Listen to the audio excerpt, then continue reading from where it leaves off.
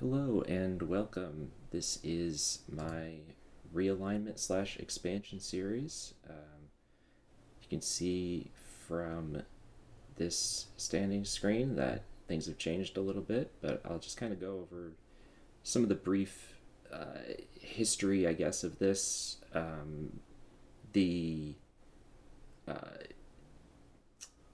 idea is that the league is now in 2028 and they have gone through with their plans to expand. And with that comes realignment. So you can see we now have 32 teams, 8 divisions with 4 teams each. Quite a few things have changed. A few things have stayed the same. So I guess I'll just go through and kind of go through the idea behind each division. Um, no realignment's going to be perfect. There's probably going to be some fans out there that are not happy with where their team is placed. I tried to go with a realignment that I thought made sense. Um, and, your opinions may vary. But my series, and I will roll with this. So, first up, we've got the AL East Division. You can see this division is largely the same: Red Sox, Orioles, Yankees, Blue Jays. You might notice the Rays are missing, and in fact are not listed at all. I will go over that shortly. AL Central has been renamed to the AL Midwest Division. Um, I could keep it as the AL Central. I just wanted to align this with the geographic nature of all the other AL divisions. So the Midwest as an identity kind of makes more sense. I could rename this to the NL Midwest as well, but it doesn't really matter. The Tigers, White Sox, Guardians, and Twins. Again, you notice the Royals are missing. They're down here in the AL South. I'll go over that briefly as well. I just thought it made sense to keep these 4 teams together, mainly for geographic purposes. Kansas City's a little farther away from the rest of these guys who are more clumped together in the Midwest. And so basically it made more sense to move them down to the South where they're not super far from a lot of these teams, except for Seattle. But Seattle's going to be far from most teams, I think. Here in the AL West, now this is an interesting division. This requires some history, and it will potentially be interesting going back and looking at this in the future because as I record this in 2025, the current plan is for the Oakland Athletics to play in Sacramento for 2 years and then move to Vegas in a new stadium. In this alternate history, we are instead, if you notice, the Las Vegas Blue Raiders. This was kind of a happy coincidence as I was simming through everything to 2028. I forgot to turn off automatic evolution of the league, and they automatically renamed the Athletics to the Blue Raiders. I was already planning on renaming them to an expansion team anyway. Leaving them as the Blue Raiders, I think, is extremely funny because the Vegas Raiders are, already a football team. They kind of come in as the off-brand Raiders now. So sorry if you're a future Vegas Athletics fan, but you can see they still put together quite a good team. Brent Rooker's still there. We've got Christopher Morel is there now. An interesting squad here, but the former Athletics are now the Blue Raiders, and if you notice, the current Athletics are 0-0. That's because they are our first expansion team. So, in this history, John Fisher, or Paul Taboni. I'm not sure what happened to John Fisher in this sim, but now this is the former Athletic squad, and our current Athletic squad, who we're going to be playing as in this simulation, is a new expansion team and currently has no one on it. So I'll go through that process as we get closer to the expansion draft. But in terms of how this division is constructed, you'll notice the D-backs are now in the AL. I think it made sense as we were shifting things around Arizona, not too far from Vegas or LA or Oakland, and geographically, I think there's a fun potential for a rivalry between the Vegas, all of these teams, really. The D-backs are also one of the newest teams in this. The other team I would have considered moving would be the Rockies, but I think Arizona just geographically makes a little bit more sense here. And, they don't have quite the same history as some of these other teams do. Despite the fact that they have been quite good recently, and in fact are still quite good in this sim. And they, did win a championship in 2001. But I like them here, and I think there's fun potential. Obviously, the Vegas Blue Raiders Athletics rivalry will be heated. Oakland fans are not happy about their team. I think that this could be a very fun division structure here. So, some new potential for rivalries, some old rivalries still abound. And then in the AL South, we've got most of the other teams remaining there. We've got the Rangers, Mariners, Astros, and again, the Royals moving down.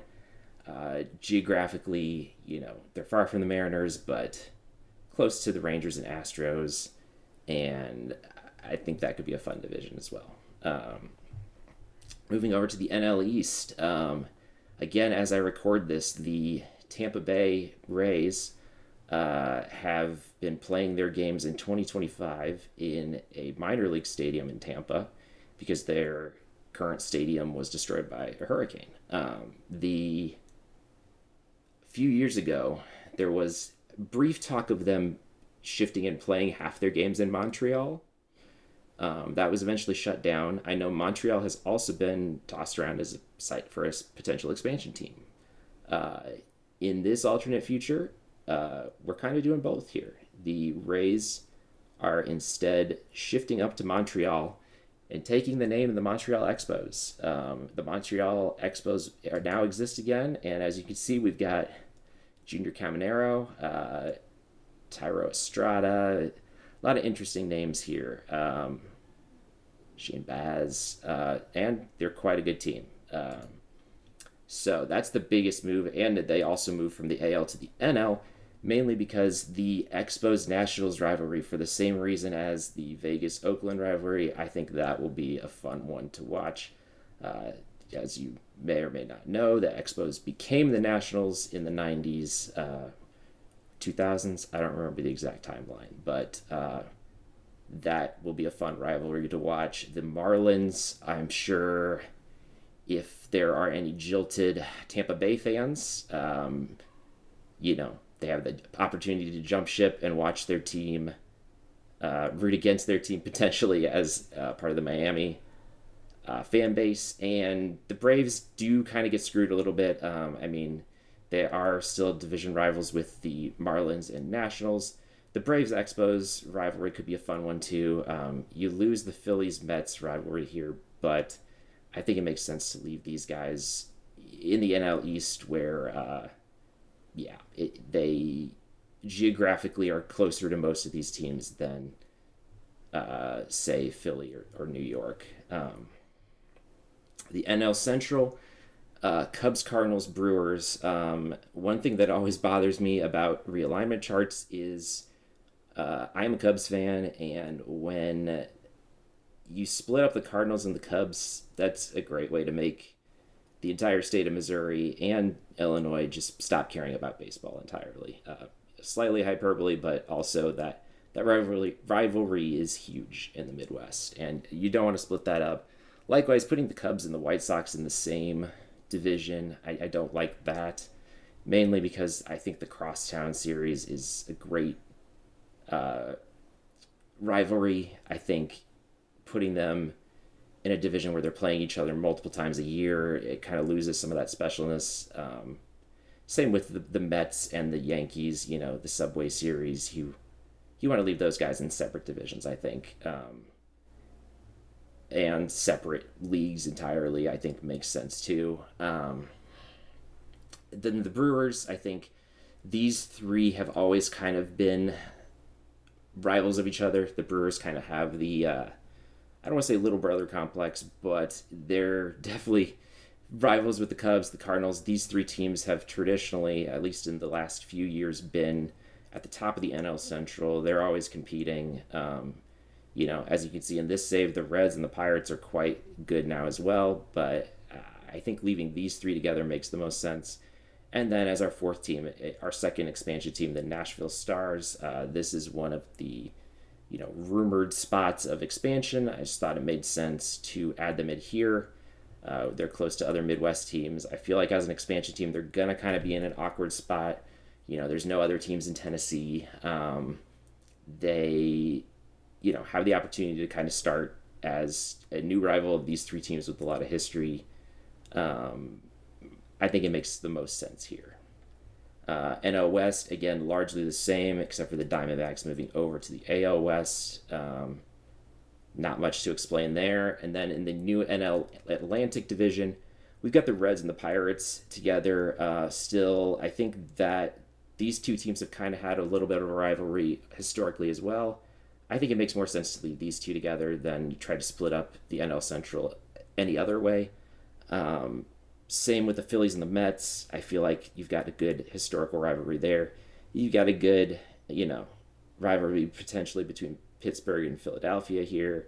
These two teams geographically are not too far from each other either. So, yeah, we've got an interesting league structure. We are going through the formal expansion draft process. If you don't know, that the Stars and the Athletics will get a chance to draft from other teams. Each team will get the chance to protect 25 players. They'll also auto-protect players with less than 3 years of pro service, and there's no limit to how many we can take from individual teams. So it'll be interesting to see which teams protect which players. And also, I haven't looked too deeply into what players are on each team. I've just kind of simmed this. One of the things I do want to look back on is kind of the history of this league so far. The playoff history. So we'll go back to...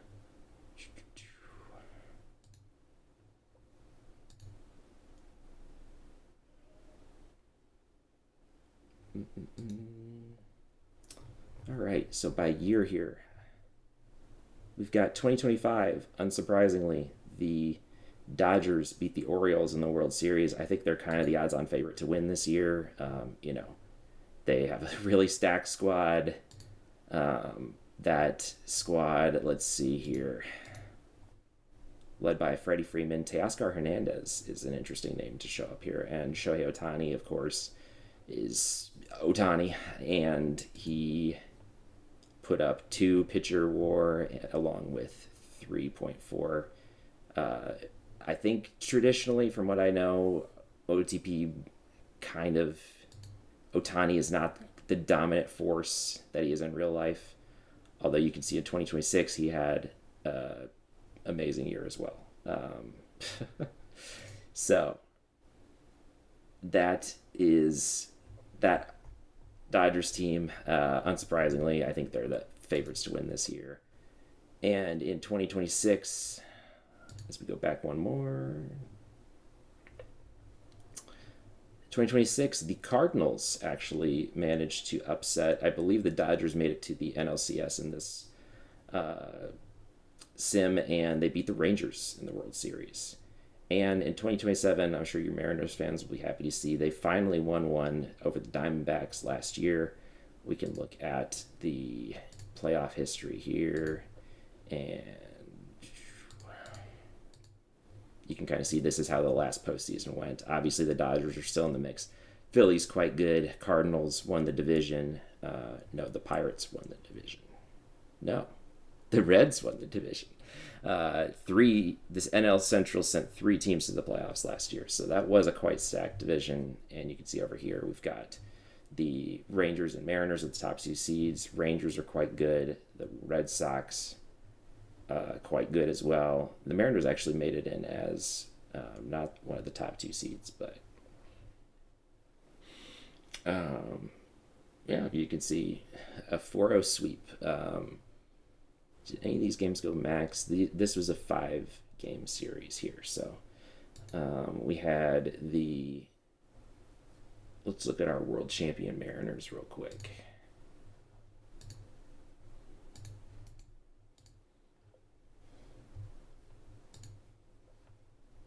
All right, pitching stats.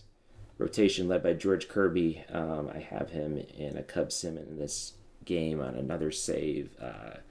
He's quite good. Lots of awards, lots of All-Star appearances.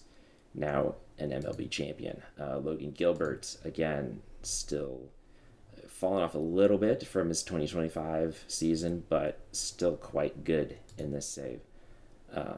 Andres Munoz is closing games for them, also doing quite well, 1.61 ERA.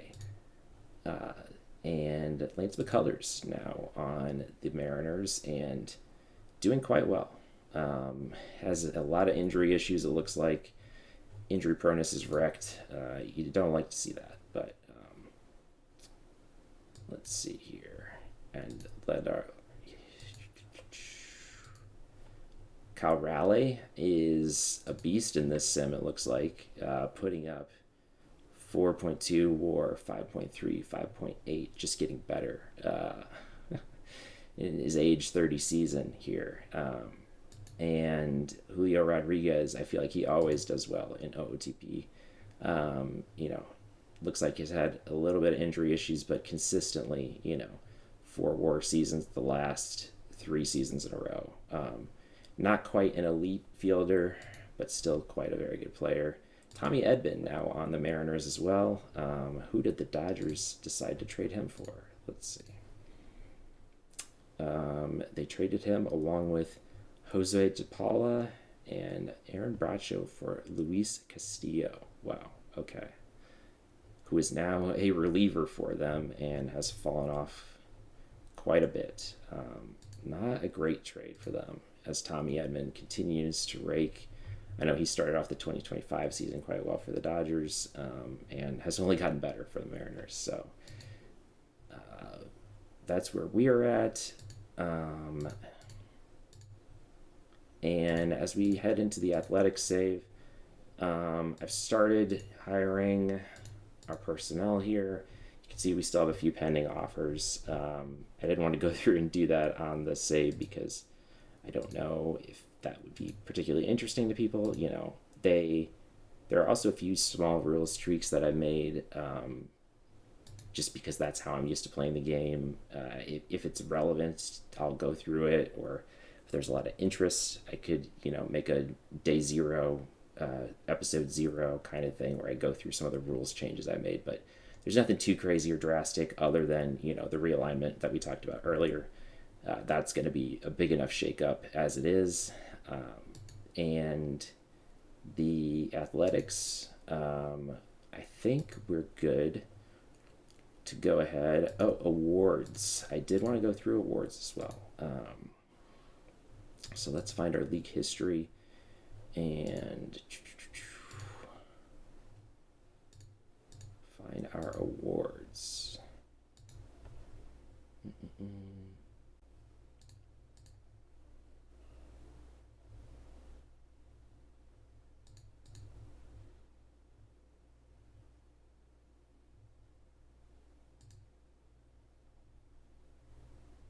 I always have trouble finding this. All right, maybe we cut the video here and then find the awards screen. All right, sorry about that slight delay here. We found the awards screen, which was, let's see, under the league history index, and I had to jump around a bit, so sorry if there's a little bit of an awkward cut there. But let's go through American League Award winners. So in the 2025 season, Corey Seager wins the MVP award, and he does so with an 8.2 WAR season. Quite good. 115 RBIs, 40 home runs, OPS 996, almost 1,000 OPS in that season. Amazing season, deserving MVP. Logan Gilbert wins the Cy Young. He actually got the Triple Crown in this season, led the league in ERA, in strikeouts, and in wins. 5.3 WAR, also amazing. He is still quite good.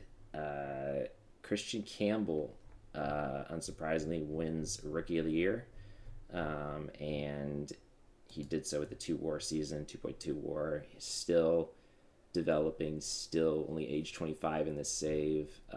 5 WAR season last season for the Red Sox. I did make this after he signed his contract with the Red Sox, so they have him locked up for quite a long time. Gonna be a mainstay in their team for quite some time, I'm sure. And then Josh Hader, reliever of the year. Not a huge surprise there. He's been consistently good almost every season. He's a little bit shaky last year, but, has turned it around for Houston. Posted an ERA under 2 every season so far with them. That's what you get. That's what you want when you sign him to big contract. So, in 2026, Wyatt Langford wins MVP with a 7 WAR season. Probably set up to compete again for the MVP this year. Another 7.9, almost 8 WAR season. I haven't actually simmed through the awards yet for this season, so we'll see what happens there. Drew Rasmussen for Tampa Bay, now on the Orioles. Interesting. Made a trade last year in the offseason with the now Montreal Expos. And who did they get for him? Miguel Cime Jr., one of the top, set to be a top pick in this year's draft, it looks like. Very young, still has a lot of potential. He's probably the headliner in that deal. James Ellwanger,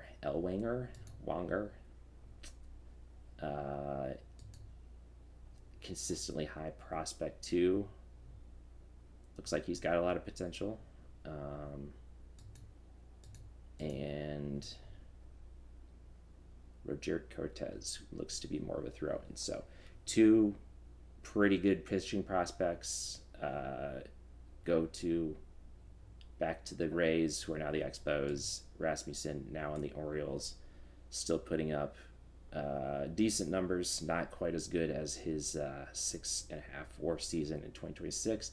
He's down to fragile injury proneness, 3.33 ERA, so maybe, let's see, only started 24 games, so yeah, it looks like he probably dealt with some injuries this year. And Kobe Mayo, Rookie of the Year, which is interesting. He is one of those guys that I think is kind of blocked in the Orioles system right now. Correct me if I'm wrong. But looks like, he didn't get called up at all in 2025 in this sim, which is interesting. 26 called up, had a decent season. Well, good for Rookie of the Year. So, and again, had another 2 WAR season this season. So, I'll have to look at the Orioles lineup and see. And of course, Andres Munoz, we talked about him. He's still doing great. Under 2 WAR the last 2 seasons. So, let's go ahead and sim through. And, I have started looking at our international free agents. I'll just quickly go over. These are the guys that I have on my international private training list. This will probably change slightly as we get closer to international free agent signings in January, but I didn't want to go through that process in depth until we got to that point. And yeah, let's go ahead and sim through. I'll sim through off camera here, and then we'll go through the awards for 2027. All right, welcome back, and we are now simmed through the 2027 awards. I also realized I never went through the NL awards, so we'll go through those as well immediately after this. Wyatt Langford wins his 2nd consecutive MVP, not surprising with a 7.9 WAR season. Garrett Crochet amazing season for the Red Sox, and he's done quite well for them in all 3 seasons there. ERA under 4, man. Looks like was in heavy competition with the Cy Young, maybe even robbed by Logan Gilbert. You know, had more WAR during the season. 204 innings pitched. Gilbert pitched 249, had a lower ERA. You know, it's debatable. I'm sure he was heavily in the mix there, but wins one here in 2027, and Franklin Arias wins Rookie of the Year with a 5 WAR rookie season. Wow. And this is an international free agent from 2023. Currently a top 100 prospect in the MLB. So Red Sox fans, future is bright. Wow. 5 WAR season as a rookie is pretty incredible. And then Justin Martinez. Looks like it's a little confused by the Diamondbacks because they are now an AL team. I did this restructuring before actually simming through the awards, so it looks like they're giving Martinez the AL reliever of the year.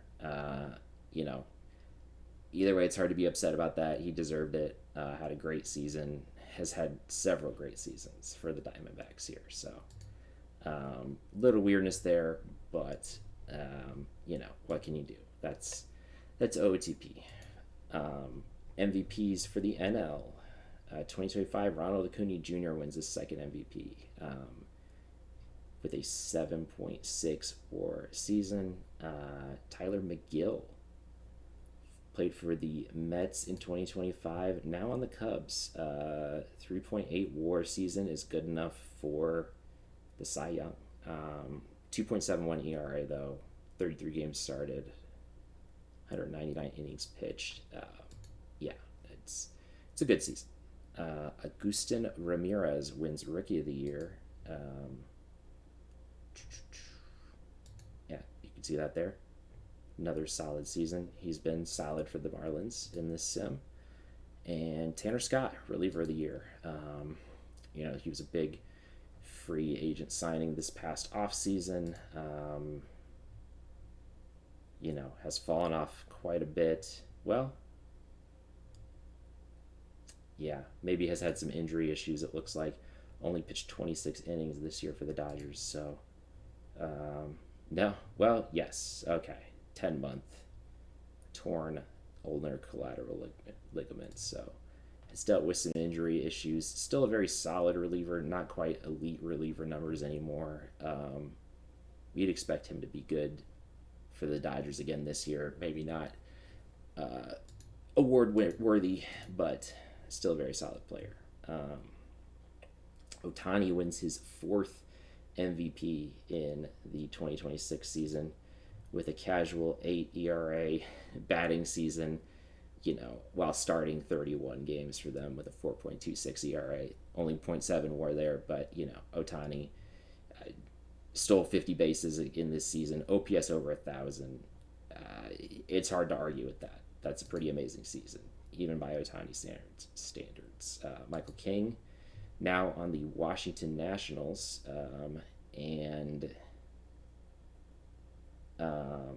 looks like had a 4.6 WAR season, 2.82 ERA. That's good for the Cy Young. Has fallen off a bit in 2027, but still started 34 games for them. Walked a lot more. Had maybe a little bit worse BABIP luck. ERA was certainly higher. His ratings have gone down quite a bit as well. So, not what you want to see if you're a Nationals fan. But, looks like the Padres offered him a qualifying offer. He rejected, became a free agent, and then signed with the Nationals for 4 years, $80 million. So we'll see if he can bounce back in 2028 for them. And Kevin Alcantara wins Rookie of the Year in 2026 for the NL, which is interesting. He's currently one of the Cubs' top prospects, has played a little bit for them, I know, as a Cubs fan. Briefly came up in 2024, is kind of blocked this year by a lot of outfielders that the Cubs have. But, came up in 2026, put up a 3.9, almost 4 WAR season, and is still quite solid in 2027. So it's a good season for Rookie of the Year. Caleb Teobar for St. Louis wins Reliever of the Year. Wow. Yeah, and this shows you, I guess, how volatile relievers can be a bit from year to year. Almost 4 WAR season or 4 ERA season for the Cubs, only .2 WAR. Goes and signs with the Cardinals, puts up a 2.04 ERA, 75 games, 1.9 WAR as a reliever. 9.2 K per 9, 95 strikeouts on the season, and then in 2027, 4.43 ERA and retires at the end of the year at age 40. So you never know. 2 years removed from winning Reliever of the Year, he's out of the league completely. Jackson Merrill is incredible in this sim. Wow, 5 stars, 2 consecutive seasons of 8 or more WAR. He is this year's MVP for the Padres. If you're a Padres fan, you love to see that. He's also locked up long term for them through the 2034 season. And he's only 24 years old still in 2027, going into the 2028 season. He's going to figure to be a dominant player for years to come for them. Paul Skeens wins his first Cy Young, has only gotten better as the seasons have gone on. He's still has room to improve too at only age 25. With how OOTP typically works, may not happen after age 25, but pretty incredible. 4 pitches, 3 of which are over an 80 or higher.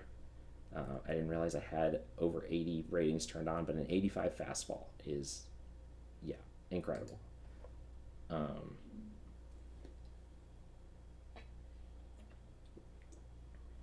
Bryce Eldridge wins Rookie of the Year. And he is currently was a first-round draft pick in 2023. Currently the 36 number prospect in the MLB. Surprisingly, did not make his MLB debut until 2027, despite putting up 2.1 WAR in AAA in 2025 and another 2 WAR season in 2026. Not quite sure what the thinking behind that is by the Giants organization, but he's up now. He's only age 23. He looks very good. Almost a 4 WAR season, Rookie of the Year. So some weirdness by the CPU there, I think, leaving him down in the minors for 2 years, but what can you do? And then Yuki Matsui, 2024, just randomly had an amazing season. Hasn't put up an ERA under 3 in any other season, and then randomly has a 1.45 ERA, 2.3 WAR season, 87 strikeouts, whip at exactly 1. Relievers are volatile. What can I say? All right, and I've gone ahead and simmed to free agency. Looking at who are the most interesting free agents this year, we've got Yusei Kikuchi, free agent at age 36. Looks to be more of a reliever than a starter, although he could potentially start here for somebody. Shane McClanahan, age 30, now a starting pitcher, has had 2 good years with the Astros after getting traded for Cam Smith and Anderson Brito. Wow, okay. So the Astros traded Cam Smith to Montreal, where he's gone on to still be in AAA for them for most of the season. Wow, okay. Again, interesting choices by the CPU. You know, Cam Smith has played so far this year for the Astros. Was acquired by them in the Kyle Tucker trade. Uh, wow. Okay, and then went and signed with the Astros. Pitched a no hitter in 2027. Was offered the qualifying offer, became a free agent. And DeGrom, wow, you know, fragile injury. That's not surprising. What is surprising is that he's still in the league at age 39, still putting up some pretty decent numbers. Pretty incredible. If anyone was going to retire due to injuries, I would have expected it to be DeGrom, but glad that he's still in here. You know, injury proneness, fragile. That's not surprising. If you look at his injury history, yeah, only a handful. Wow.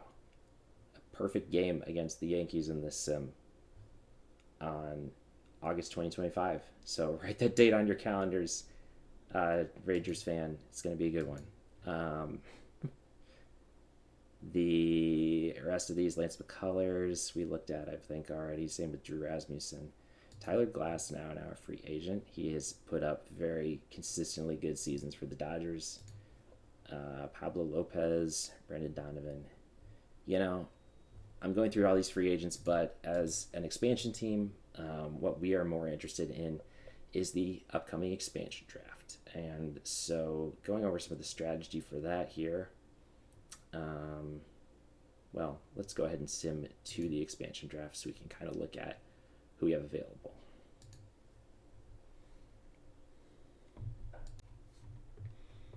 Okay, so we've got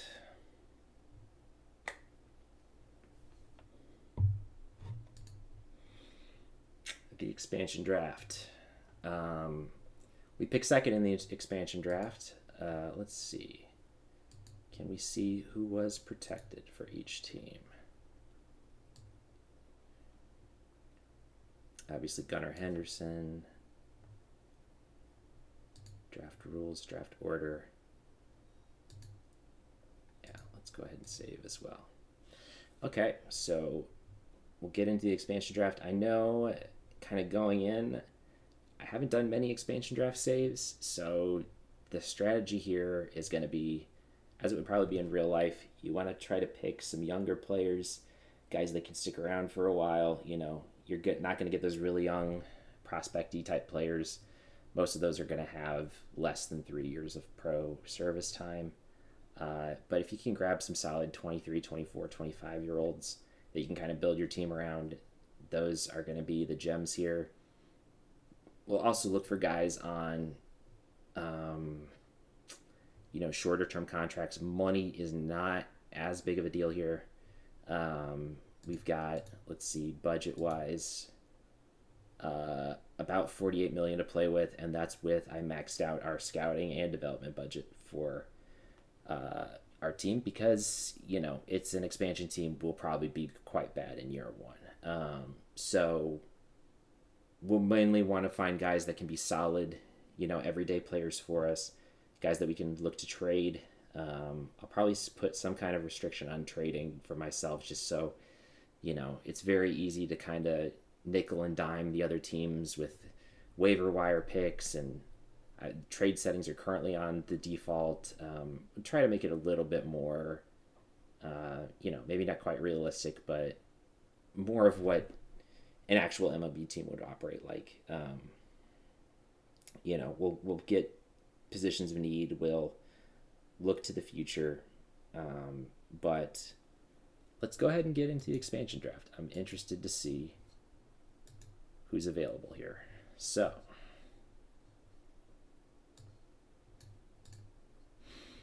all right. First thing to note, no one, Christian Zazueta for the Dodgers. Wow, he looks to be quite good. He's their number 16 prospect right now. He pitched briefly for their team last year. He would instantly be someone I'd consider as a number one pick. He's considered a reliever for them right now. He could easily be a starter in the future. He's only 23 years old. He could play now. Um, yeah, we're going to throw him. I'll just use the default shortlist here for now. And who else do we have? Let's go ahead and filter. Anyone under 25?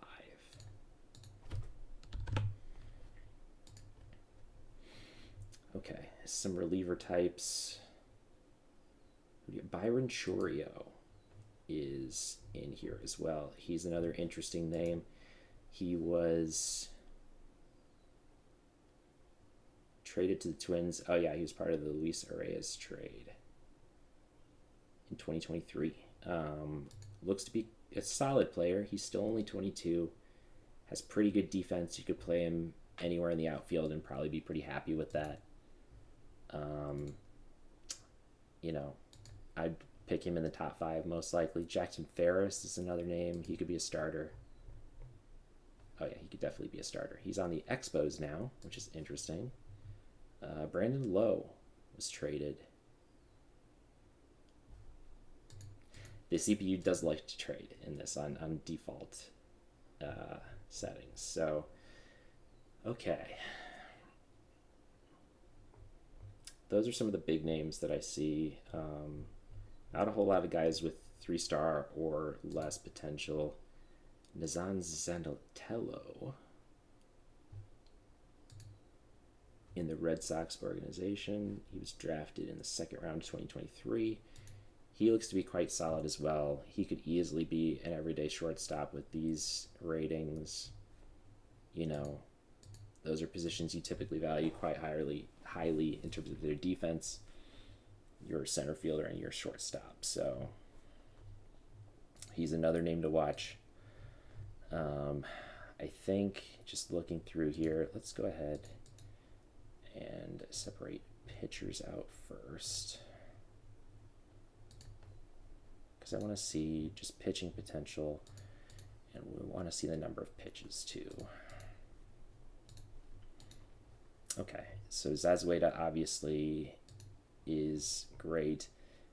Baez has 3-star potential. Honestly, doesn't look amazing. At least not someone I'd consider near the top of the draft. Bello could be a starter. Probably still a year away. Fragile injury proneness. I don't love that. Chalice only has 2 pitches. He's a reliever with quite good potential, but still some ways away. Correa, 24, and a torn UCL, out for the first 6 months. Would be out through May of this season. If Jackson Ferris was a name we looked at already, he's a name that I would consider as a potential starter for this team. Jose Montero looks decent. Still has some good potential. He is 24 years old. Yeah. J.R. Ritchie, again, decent, not amazing. And you're not going to get a lot of top prospect type guys in this, most likely. Those guys will be protected or too young to be drafted. So if you look at batters, batting potential, Chorio's up there. Yamal Encarnacion, he looks quite good as well. The power and eye aren't really there. Solid defender. Looks like he could play infield as well. Yeah, he could be a solid, second baseman, maybe third baseman. Hasn't played in the major leagues at all. Is 24 years old. Decent pick. Gerson Florentino, again, solid but not spectacular. Still more of a minor league guy, kind of. Is only 23. Luis Morejo.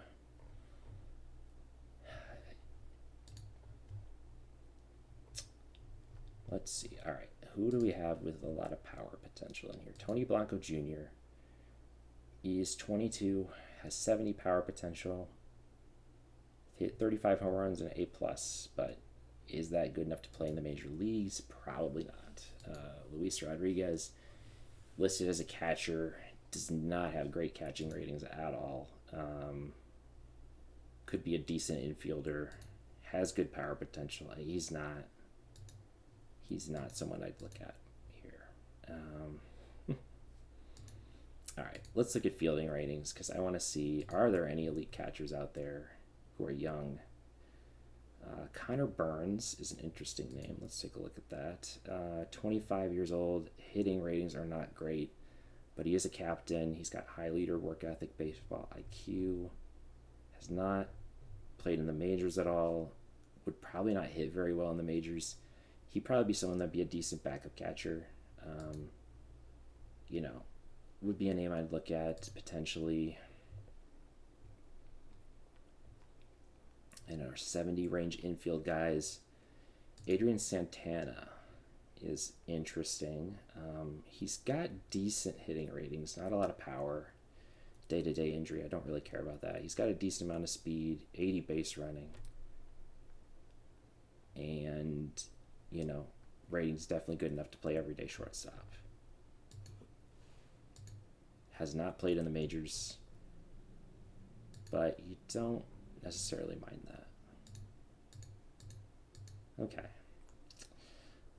So, I have a few guys. Let's look at outfield range, I guess, real quick. Go Jay Allen the second.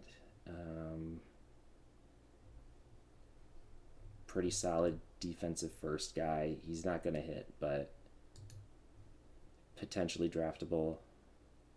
Chorio, I think we looked at. He's fragile. Okay. So we do have the second pick in the draft, so we'll need to see who Nashville targets with their first pick. And I can turn off my filter here too and see if somehow there's an elite player who's over 25 that got left off. Sandy Alcantara, who is now a Cub, is an interesting name. Signed through 2031. Wow, okay. I don't know if I love paying him through his age 35 season when he's dropped down to just a 2.5 star player. He's still put up 2 solid seasons for the Mets and the Cubs, but those are not ratings that I love. And being locked into a long-term deal, I also don't love. Brooks Lee is an interesting name. He's only 26. Did not have a great season in 2027, but, is someone I'd consider potentially. Carlos Rodon on the Yankees.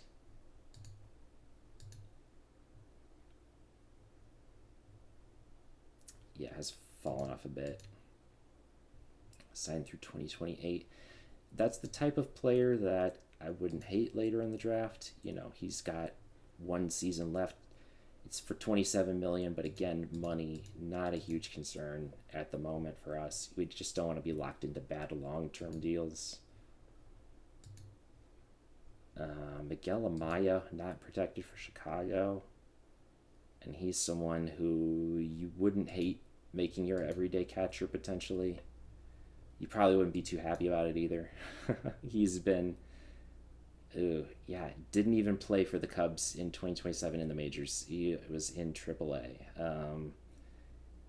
And was not great in 2026. Was not great in 2025 either. So... Okay. So I think looking at all these guys,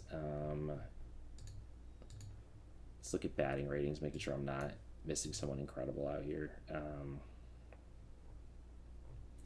Power, no. Contact. He's got 70 contact. Okay. I don't mind him, honestly. He can play every position. This is the type of guy we'd look to just draft somewhere in the middle rounds, maybe. And just guys like this that are flexible, that can play a lot of different positions. He's expecting to be a bench player. That's probably how we'd use him, ideally, as kind of a backup at every position, one of those utility guys.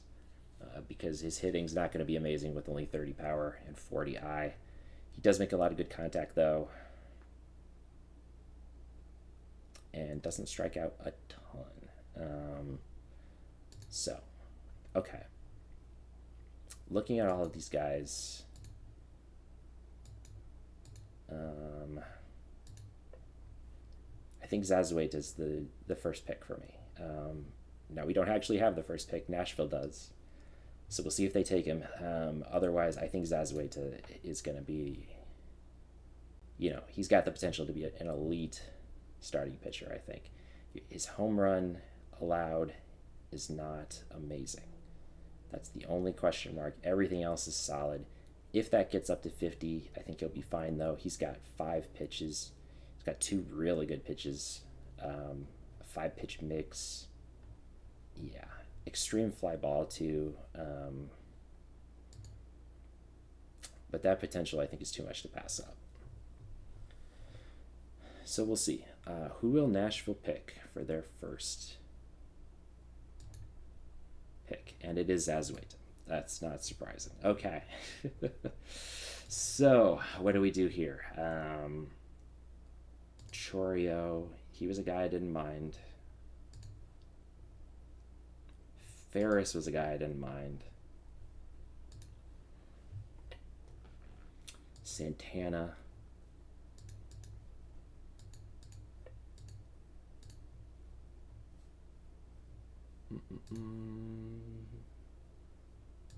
Is shortlisted, yes. Okay. So yeah, we got, 7 players on here. Out of these 7, I did like Zanatello as well.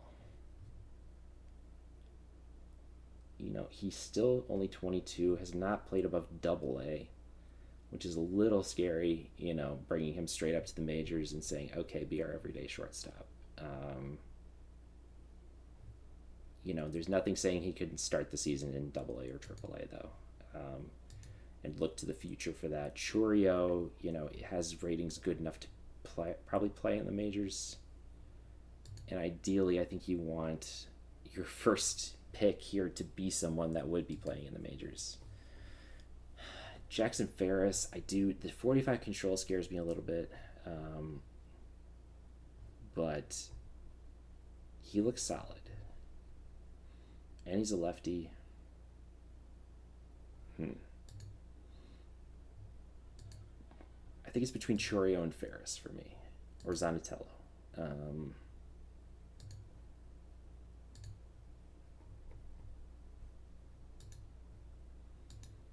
I think pitcher's going to be harder to come by, just based on who I've looked at so far. So given that, let's go with Ferris as our number 1 draft pick. Hopefully future star Jackson Ferris, welcome to the Oakland A's. All right. Oh, and it is serpentine style, so we actually get 2 picks in a row. That's right. So they got one. I think Chourio or Zanatello is going to be the other pick. Who do I like more here? I think Zanatello is younger.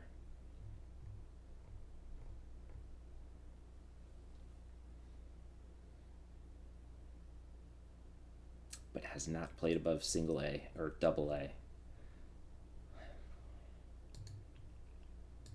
While Chourio, well, they're about the same age.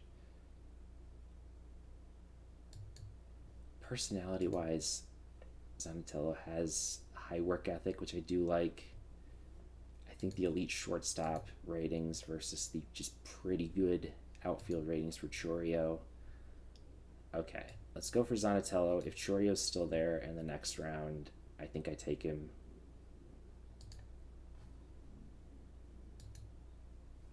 And he is. Who did Nashville grab?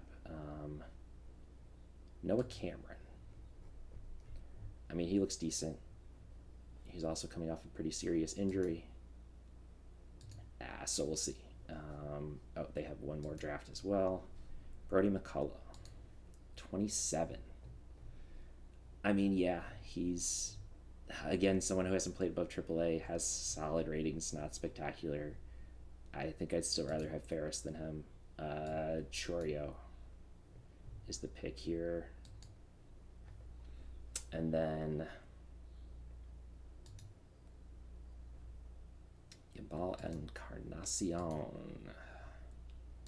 We got Santana. We got Jason. Is it Jason or Jason? Another Chorio. The Chorio brothers. I don't think they're related in real life. Okay. But he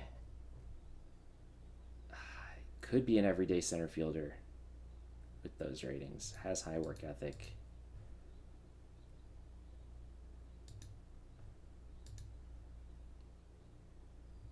I don't hate that. And then we've got Sonoha. I probably don't want to get him above, the third. Well, we're into the fourth round, I guess. Let's see here. Chorio.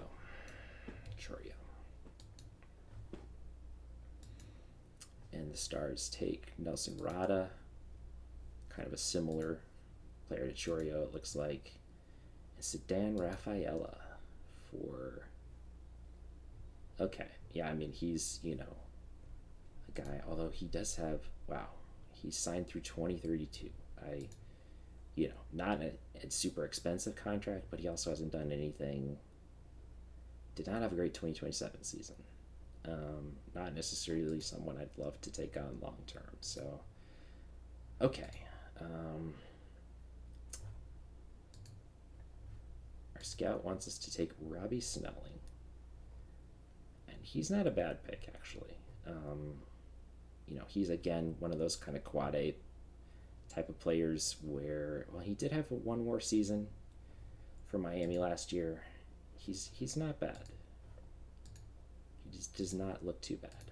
And he's a lefty, which you don't hate. Santana, I love the defense. Encarnacion,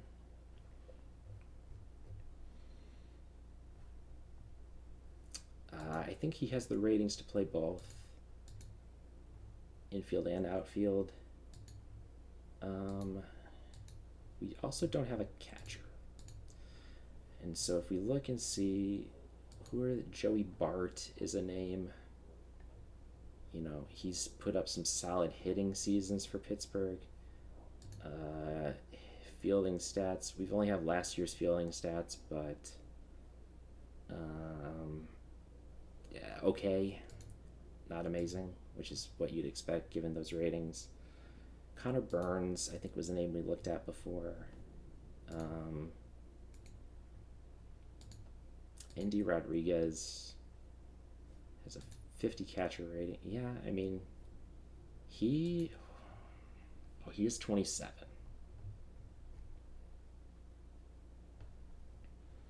But the hitting ratings are not bad. And I could maybe talk myself into him. Christian Serta. I don't hate that. 3.2 WAR in AAA. Has not played in the majors at all, but is only 24.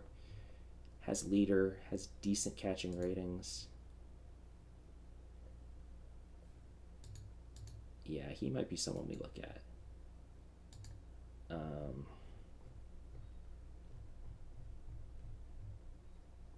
Burns and Serta.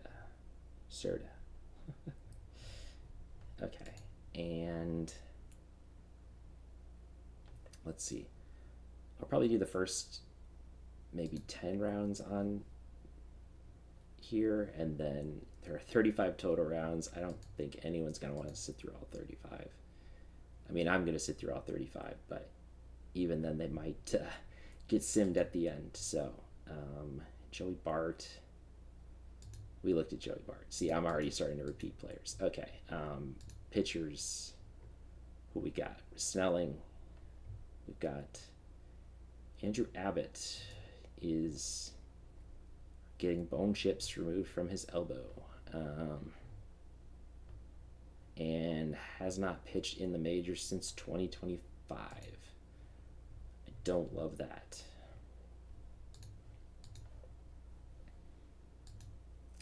Let's see, Franklin DaCosta. Only 35 stamina. Does not have amazing stuff for control.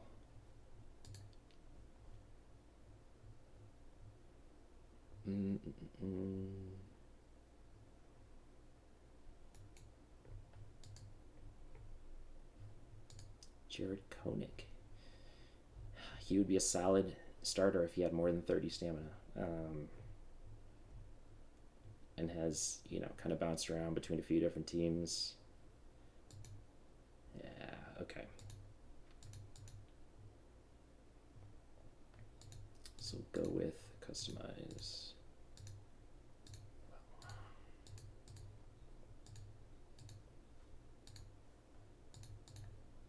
All right. I don't hate this Snelling pick just because we do need a lot of pitchers. We're going to have 2 consecutive picks again because of Serpentine draft, so we'll go with Snelling and we'll go with Santana. I think that's not a bad strategy, going for a pitcher and then a position player with our 2 consecutive picks. Probably look to follow that again. Stars take Danny De Andrade. He looks pretty solid all around. 2-point WAR, 2.4 WAR, and that is something that occurred to me that I should be. Esmerlin Valdez, 65 power is interesting, and only 23 has some good potential to improve. Now, what I was going to say, clearing filter, sorting by Major League WAR. So let's see, in terms of Major League WAR, who's still out there. We got Joey Ortiz, had a 2.1 WAR season. Jake Fraley is 32 and has 1 year left on his deal. Okay. Matthew Lugo is 26.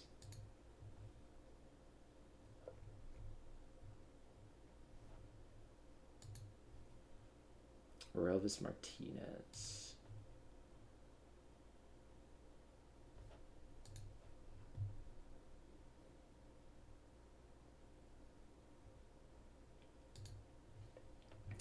Pickings are already getting kind of slim.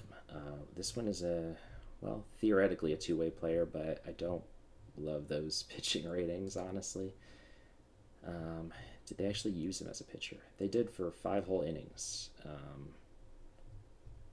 He would look to be a decent third baseman. 1 WAR season. He's 26. Okay, let's look at pitchers. Yeah, Sandy Alcantara, but again, he's locked up long term. David Peterson, 2029. We have him for 2 seasons at $10 million. Not the worst, but also not the best. Brandon Young.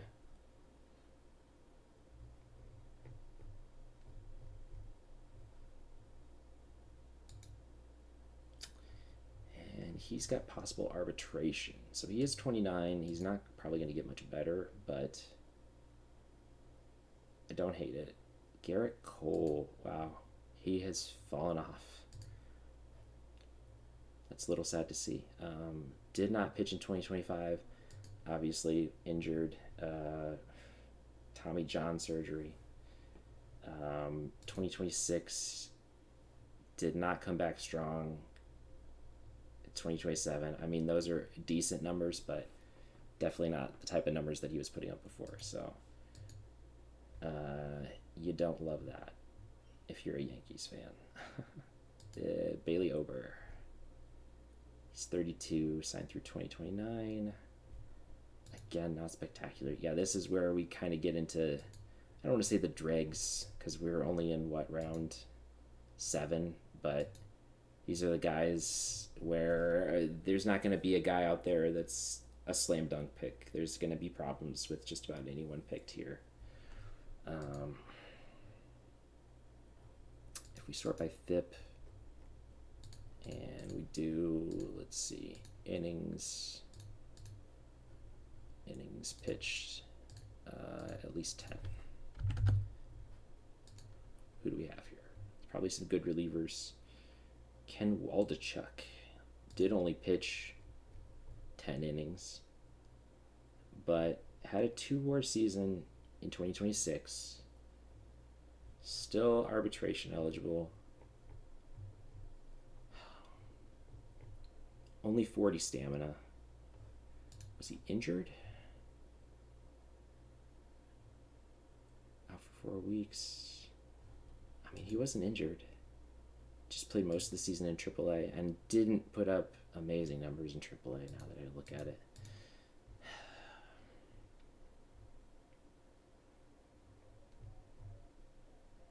DL Hall. DL Hall is interesting. 2-WAR season. You know, was not amazing the previous season. Also had a very high BABIP, much higher K per 9.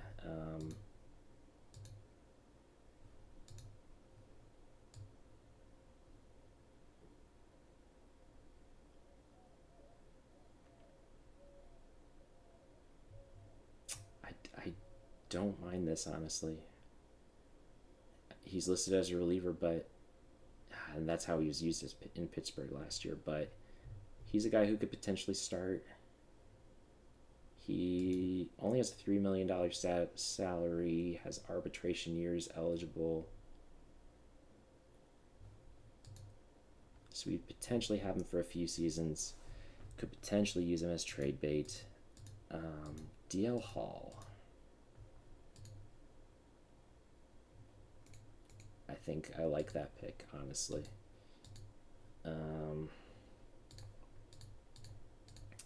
Let's clear this filter and see who else we got. Shortlisted is yes. Sonoha is still out there. Encarnacion was another interesting name. He was a guy that I said could play anywhere. Okay, so let's do Hall. And then we'll do Encarnacion. All right, and then round 9, Pedro Pages. Yeah, this is where they start to look at catcher. Yeah, and he's solid. You know, not amazing, but solid.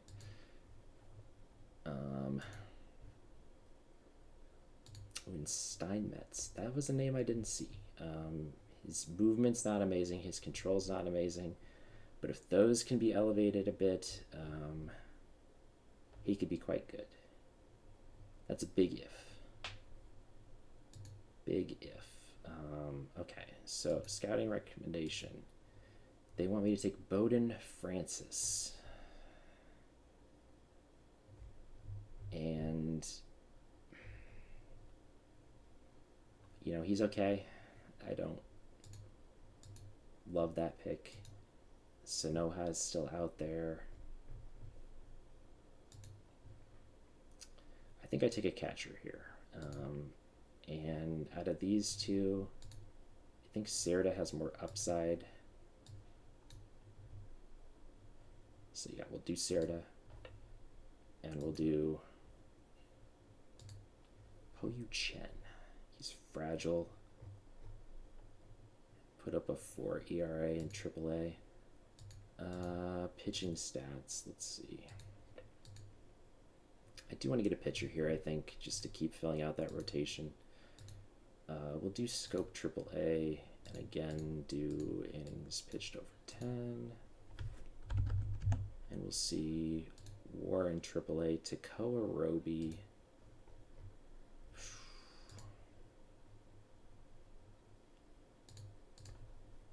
I do want to see age in here as well, because that is very relevant, you know. if you're putting up numbers as a 26 or 27-year-old in AAA, I'm not as impressed as, say, a Henry Baez, who is only 25. But again, his stuff is just not great. I love the movement and control, but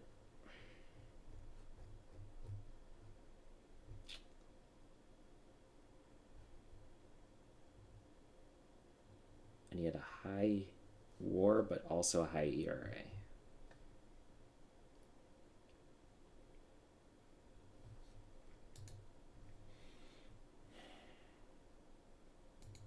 He's interesting, I guess.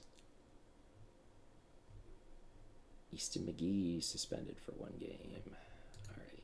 What do we have in terms of FIP? We've got Peyton Remy.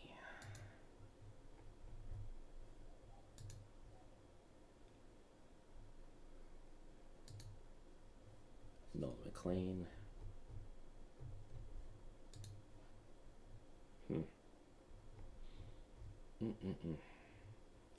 Raver San Martin. Alonzo Richardson.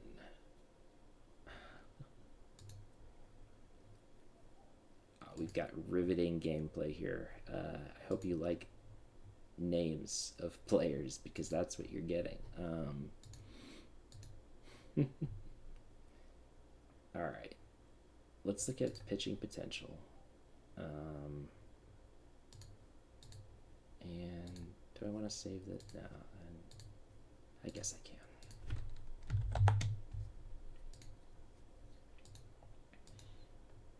Okay.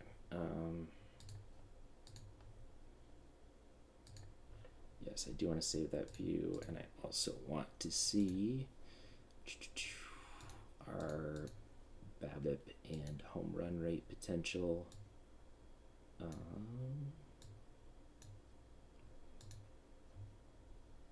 Home run rate is one of those ratings that can really make or break a guy, I think. Trey Gibson.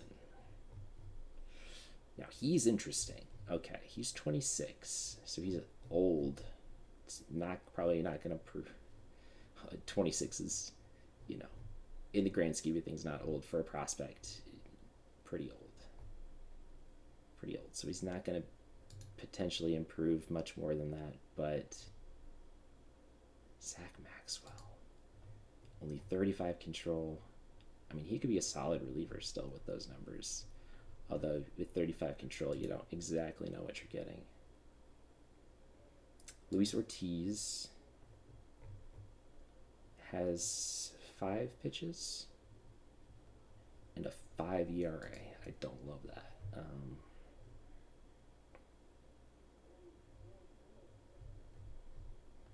Okay. Who was the name I thought? Palacios. Low control and low stamina. Could potentially be Trey Gibson. Let's see.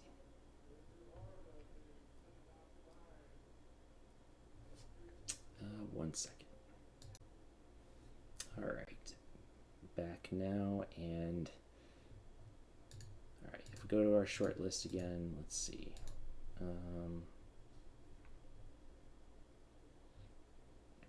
Baez, Gibson, Palacios. Out of these 3, I mean, Gibson is 26 and a half years old, but I don't hate it.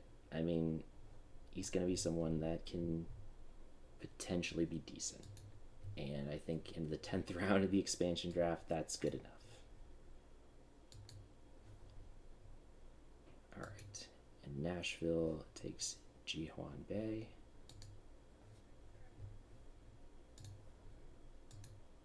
And Henry Baez. Okay, well,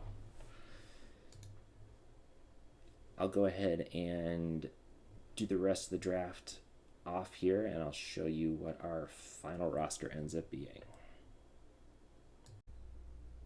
All right, welcome back. I have just finished the expansion draft here. Um, some interesting picks. I feel like, I tried to make a pretty well balanced team here. Uh, everyone in the minors, these are all guys that have not had any major league time yet. So, guys like Connor Burns or Christian Serta, even though they are starting in the minors, they'll likely be either my starting or backup catcher for the year. I do have Carlos Narvaez on the major league roster as well. Um, but, just because they're starting at AAA down here, it's more of a service time thing than anything else. And we also still have to go through regular free agency and the Rule 5 draft. So this is not our final roster, but I imagine most of these guys will probably see playing time this year. Our starting rotation, Mitch Keller, now age 31, kind of mediocre. It's last season for Pittsburgh. Good news is we only have him for one season. Is he going to be worth $20 million? Probably not, but we can always eat some salary and look to trade him if he has a decent season next year. And assuming we're not in playoff contention, which I highly doubt we will be. David Peterson is another interesting name to look at. He had a great 2025 with the Mets. Has fallen off since then, but he. I found out when looking into him a little bit more, his ERA is a little bit high for what I'd expect from his ratings. His FIP is not amazing, but I thought he played for the Mets. Let's check out the Mets defense, see if maybe he got let down by some defense this year. And oh my God, baby Mets, what is you doing? This is, yeah, they have Nolan Jones playing center field with the 25 rating, 45 range. That's not good. Negative 22 WAR from Brandon Nimmo. In is he also playing? No, he was. They had him playing right field for most of the season. Even though he is a not much better left fielder, but yeah, three players with negative double digit zone rating, including Francisco Lindor, who has fallen off, unfortunately. Great 2025, and then, yeah, not looking too great, and the Mets have him for another 4 seasons. So, hopefully with us, Peterson will recover a little bit. Robbie Snelling, 23 years old, he may start in the minors. Anyone 25 or under may start in the minors. I'll kind of see how people look in spring training, what ratings are, if people need to develop more. Speaking of development, also realized I have not done anything with our development lab yet because, we didn't have anyone on our team until just now. So we're not going to get the full development lab cycle, most likely, where, if you put guys in the first day of the off season, you can do a long program and then a short program. We're likely not going to get to do that with these guys, but that should be okay. And then our lineups right now, again, this is kind of subject to change. Jason Churio, will he start in the majors? I don't know. A lot of these guys, still have minor league options. These are all guys that mostly had playing time already. Jonathan Clace probably will start in the majors for us. Probably will play center field. I'm not sure. Well, unless Jason Churio. Yeah. I ended up going with a lot of pretty good defensive guys. Brooks Lee probably will not be our shortstop every day. Or Joey Ortiz. Yeah, we've got several guys like not Sonoja, but we've got Zanatello in the minors or Santana in the minors. One of those two will likely be the everyday shortstop for us. But again, no service time. They're going to start in the minors. Cutter Coffee is a fun name and also potentially a two-way player. His pitcher ratings are not great. I like his bat though. Worst case scenario, he projects to be a decent third baseman, right? So again, no major league service time. He starts in the minors. So that's where we stand as of right now. Still have to go through the rest of the off season. I think I'll do that in another episode here.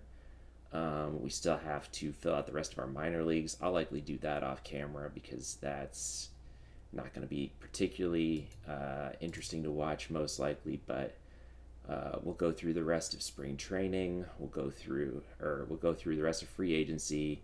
We still have the Rule 5 draft. We will definitely be picking up at least a few players in the Rule 5 draft.